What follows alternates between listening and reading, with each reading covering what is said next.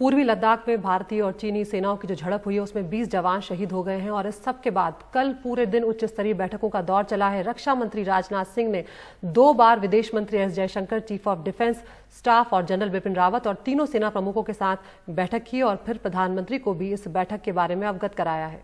बिल्कुल, प्रधानमंत्री मोदी के आवास पर रक्षा मंत्री, गृह मंत्री, विदेश मंत्री, सेना के वरिष्ठ अफसरों की एक हाई लेवल बैठक हुई और देर रात कैबिनेट कमेटी ऑन सिक्योरिटी की भी बैठक हुई है। नीता शर्मा हमारी सहयोगी हमारे साथ जुड़ गई हैं। नीता, कल हमने देखा काफी हाई लेवल बैठक हुई है और सेना की तरफ से भी एक बयान जारी किया गया है। क्या हम उम्मीद करें, क्योंकि ये घटना 15 की रात को हुई है, कल पूरा दिन गुजर गया, सरकार की तरफ से भी इस पर स्थिति साफ की जाएगी, कोई बयान आएगा? उम्मीद तो जो है सबको लगी हुई है कि सरकार की तरफ से, किसी मंत्री की तरफ से, चाहे केंद्रीय गृह मंत्री हो, प्रधानमंत्री हो, रक्षा मंत्री हो, कुछ किसी भी तरह का जो है वो बयान आए, क्योंकि 20 की संख्या कम नहीं होती है। 20 हमारे ब्रेव हार्ट्स जो हैं वो मारे गए हैं इस स्टैंड ऑफ में।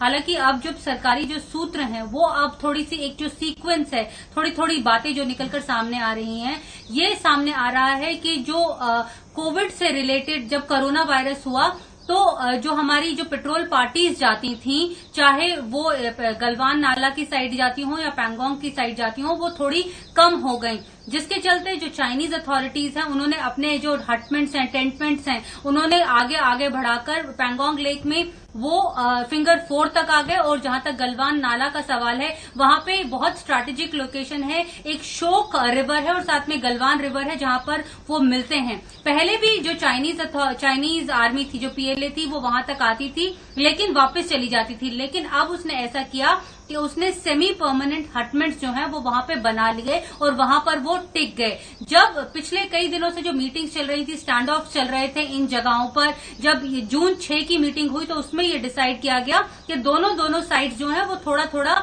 विड्रॉल करेंगी।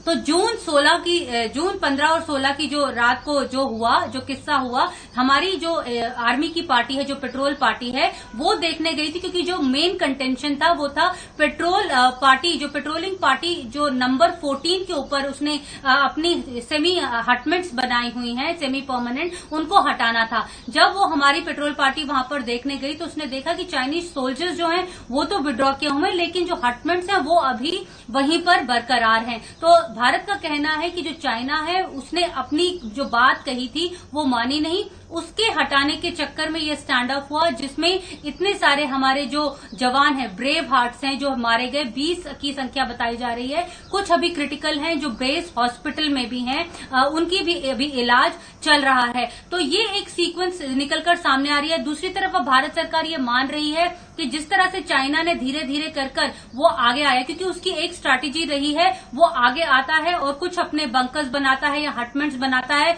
फिर पीछे चला जाता है, लेकिन वो अपने हटमेंट्स जो है उनको रेस टू द ग्राउंड नहीं करता है। तो इस बार भारत सरकार ने कहा कि जब तक आप रेस टू द ग्राउंड नहीं करोगे तब तक बात आगे नहीं बनेगी। तो अब भारत की तरफ से जो डिप्लोमेटिक स्तर पर भी और साथ में मिलिट्री लेवल पर भी बातचीत जो है वो चल रही है, क्योंकि हमने डोकलाम के मामले में देखा था कि मिलिट्री ने चाहे जितनी भी इंगेजमेंट्स की हो, जब तक पॉलिटिकल लेवल की इंगेजमेंट नहीं हुई थी तब तक जो मामला है वो शांत नहीं हुआ था। ऐसा ही इस बार भी माना जा रहा है कि अभी जो डिप्लोमेटिक स्तर पर जब बातचीत होगी, पॉलिटिकल लेवल पर बातचीत होगी, तभी ये जो मामला है वो डिफ्यूज किया जाएगा। इस बीच सभी को ये उम्मीद है कि जो टॉप जो सीसीएस के जितने भी लोग हैं, कल जैसे देर रात सीसीएस हुई, उनकी तरफ से कोई बयान आएगा, क्योंकि अब भारत सरकार के सामने जो सबसे बड़ी दुविधा जो वो ये है कि इन ब्रेव हार्ट्स की जो बॉडीज है, जो इनके शव हैं, वो अपनी नेटिव प्लेसेस में जाएंगे, विलेजेस में ले जाएंगे। तो कानून व्यवस्था का भी एक वो देखना है और साथ में पब्लिक सेंटिमेंट को भी देखना है। बिल्कुल, क्योंकि ये एक बहुत बड़ा नुकसान है हमारी सेना के लिए, हमारे देश के लिए। 20 जवान, हमारे 20 जो अफसर हैं वहां पर वो शहीद हुए हैं। ऐसे में देखना होगा कि सरकार की तरफ से यहाँ पर क्या कुछ आता है, क्योंकि बैठकों का दौर बहुत कुछ चल रहा है, लेकिन तस्वीर पूरी तरह से साफ अभी नहीं हो पाई है। तो किस तरह से एलएसी पे जो कुछ हुआ सोमवार को, वो झड़प अच्छी खासी बड़ी थी, ये बात अब खुलकर सामने आ चुकी है। 20 जवान हमारे शहीद हुए हैं और चीन को भी खासा नुकसान पहुंचा है, ये सूत्रों के हवाले से फिलहाल खबर आ रही है। उसके 43 सैनिकों के हताहत होने की खबर है और खबर ये भी है कि चीनी हेलीकॉप्टर्स की भी कल जो गतिविधियां हैं वो एलएसी पर देखी गई हैं।